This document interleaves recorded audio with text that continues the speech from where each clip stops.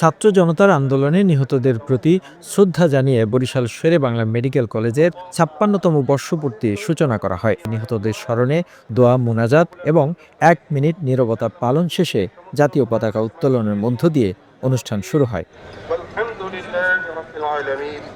এরপর balloon festoon ও শান্তির প্রতীক কবুতর উড়িয়ে বর্ণাঢ্য র্যালির উদ্বোধন করেন শেরেবাংলা মেডিকেল কলেজের প্রথম ব্যাচের ছাত্র প্রফেসর ডাক্তার আক্তার মোর্শেদ ও স্বাস্থ্য অধিদপ্তরের মহাপরিচালক প্রফেসর ডাক্তার নাজমুল হোসেন সহ কলেজের শিক্ষকবৃন্দ। সভাপতিত্ব করেন শেরেবাংলা মেডিকেল কলেজের সাবেক অধ্যাপক ডাক্তার আজিজুর রহিম। র্যালিটি কলেজের প্রশাসনিক ভবনের সামনে থেকে শুরু করে ক্যাম্পাস প্রদক্ষিণ করে বান্দো রোড ঘুরে আবার প্রশাসনিক ভবনের সামনে শেষ হয়। এরপর অনুষ্ঠিত হয় বর্ষপূর্তির কেক কাটা। অনুষ্ঠানে সাবেক ও বর্তমান প্রায় ৩,০০০ শিক্ষার্থী অংশগ্রহণ করেছে। উল্লেখ্য, ১৯৬৮ সালে শেরেবাংলা মেডিকেল কলেজ প্রতিষ্ঠিত হয়।